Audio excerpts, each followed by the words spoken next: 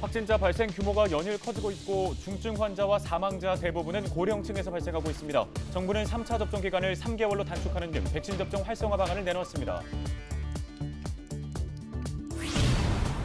서울시청에서 20명이 넘는 확진자가 나왔습니다. 공무원 집단 감염도 서울시 의회 내년도 시 예산안 심사가 무기한 연기됐습니다.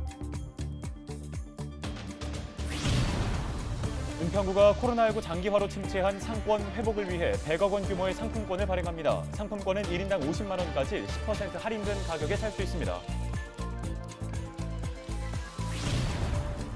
양천구가 문화가 흐르는 정원도시를 만들기 위해 공원 환경 개선 등 관련 사업에 속도를 내고 있습니다. 정책 브리핑에서 자세한 내용 살펴봅니다.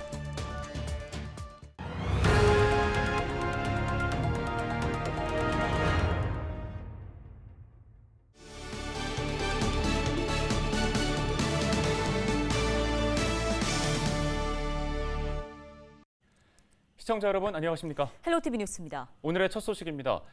코로나19 확산세가 좀처럼 사그러들 기미를 보이지 않고 있습니다. 서울의 신규 확진자 수는 사흘 연속 3,000명대에 육박했습니다. 정부가 3차 접종 간격을 당기기로 했습니다. 심다혜 기자가 보도합니다. 10일 0시 기준 서울의 코로나19 신규 확진자는 2,800명입니다. 최근 사흘째 2,000명대 후반을 기록했습니다. 연령별로 보면 60세 이상 환자가 가장 많았고 50대와 30대, 40대가 13% 안팎으로 뒤를 이었습니다.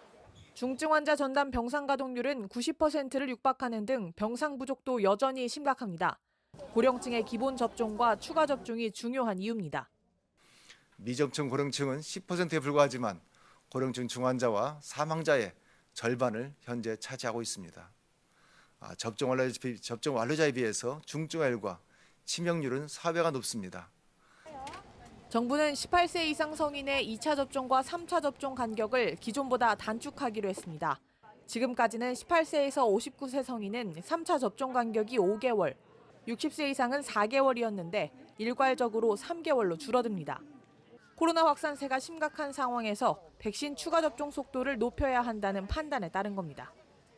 추가 접종이라고 하는 것은 원래 이제 그 접종의 면역 효과를 훨씬 더 높여준다는 겁니다. 백신 효과도 더 길어질 거라는 가정하에 정부는 전국 의료기관에 행정명령을 발동해 중증과 준중증 병상 240여 개를 비롯해 전국에서 1,900여 개의 병상을 추가 확보하기로 했습니다. 또 코로나19 확산세가 계속될 경우 강력한 사회적 거리 두기를 포함해 특단의 방역 대책을 결정할 수 있다고 밝혔습니다. 헬로티비 뉴스 심다혜입니다. 다음 소식입니다. 서울시청 공무원 30여 명이 코로나19의 확진 판정을 받았는데요. 서울시청 집단 감염 관련 확진자는 10일 오후 기준 행정부 시장 1명을 포함해 35명으로 알려졌습니다. 이번 서울시청 관련 집단 감염의 여파로 서울시의회의 의사 일정은 잠정 중단됐습니다. 시의회 예산결산특별위원회는 지난 6일 의회 예산안 심사에 참석했던 공무원 1명이 확진되면서 7일 예산안 심사를 한 차례 중단했으며 10일부터 회의를 속개할 계획이었습니다. 은평구가 100억 원 규모의 상권 회복 특별 지원 상품권을 발행합니다. 은평구는 코로나19 장기화로 힘들어하는 지역 소상공인에게 즉각적인 도움을 주기 위해 상품권 발행을 계획했다고 밝혔습니다.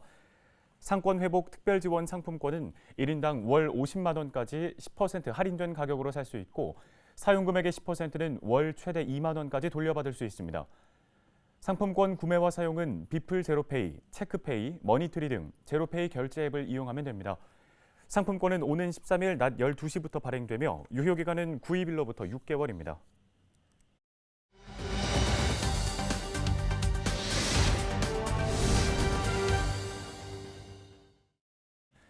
양천구가 문화가 흐르는 정원도시 조성 사업을 추진 중입니다. 관련 소식 여러 번 전해드렸는데요.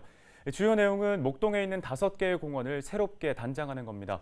낡은 시설은 바꾸거나 고치고 또 주민들의 의견을 반영해 공원 내에 편의시설을 추가하거나 새로 만드는 거죠. 네, 이와 관련된 소식을 오늘 이 시간에는 양천구청 온수진 공원 녹지과 과장을 연결해 자세하게 들어보겠습니다. 과장님 안녕하십니까? 예, 안녕하세요. 예, 자, 이 공원과 숲의 중요성이 요즘 따라 더 이제 절실하게 느껴지는데, 자, 우선 양천구가 내세운 이 문화가 흐르는 정원도시, 구체적으로 어떤 개념인가요? 그 도심 자연 속에 굉장히 좋은 자연 환경들을 만들어야 되고요. 또 그 안에 다양한 문화가 이렇게 우리가 숨 쉬듯이 느낄 수 있는 그 문화가 흐르는 정원도시 양천을 구현하고자 했었습니다. 너무나 많은 공원별로 다양한 이제 프로그램들을 운영하고 있거든요.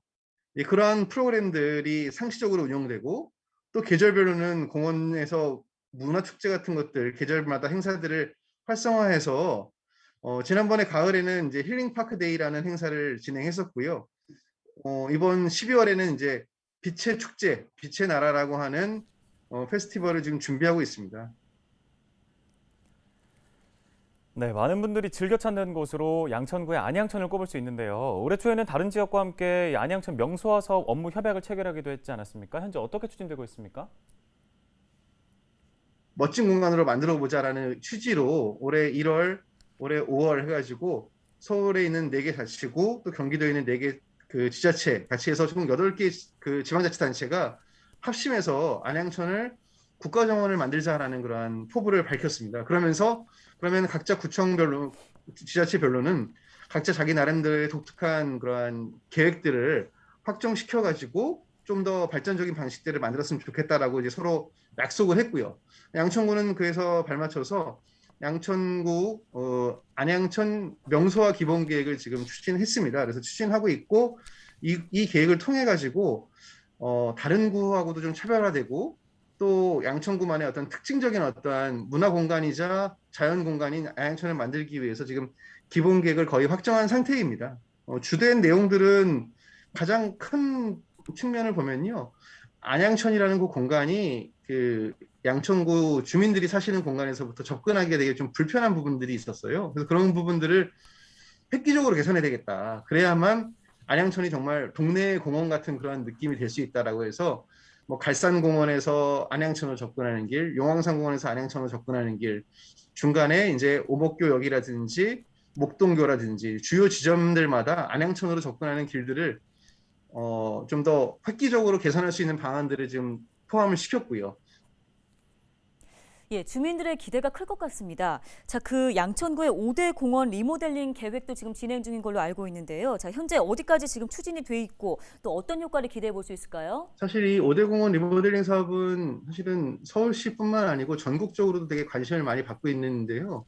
그 이유가 대부분 이제 80년대, 90년대 이제 대규모 신도시를 만들면서 공원들을 조성했는데 그 공원들이 대부분 지금은 많이 낡아서 외면받는 부분들이 많거든요. 근데 양천구에서 선도적으로 그 노후공원 리모델링 사업을 하면서 그것이 굉장히 이슈가 되고 있는 상황입니다. 특히 양천공원 같은 경우는 뭐 대부분 다 아시겠지만 예전에 있던 아스팔트 광장을 확 뜯어내고 거기에 잔디 광장을 만들고 그 잔디 광장에서 올해 내내 많은 주민들께서 편안하게 휴식도 하시고 운동도 하시고 굉장히 그 잔디밭을 즐기셨거든요.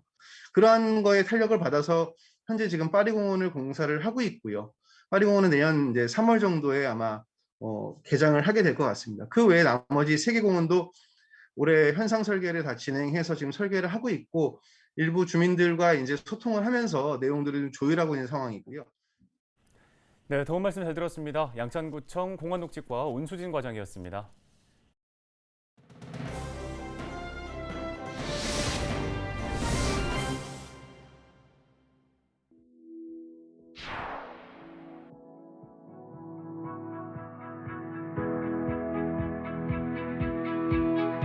다들 김장하셨나요? 이맘때면 한창 김장할 시기죠. 12월 초 기준으로 4인 가족 김장 비용은 33만 원 가량입니다. 작년보다 8.5%가량 오르긴 했지만 그래도 1년 양식인 만큼 만들지 않을 수는 없겠죠. 김장을 할 때면 가족들이 다 같이 모여서 배추를 절이고 또 양념을 치대고 우리의 음식 문화에 따른 전통적인 연례 행사죠. 할 때는 허리도 아프고 무릎도 아프지만 김장을 마치고 간 만든 김치와 따끈한 수육을 먹으면 그렇게 맛있을 수가 없습니다. 김장의 역사는 얼마나 될까요?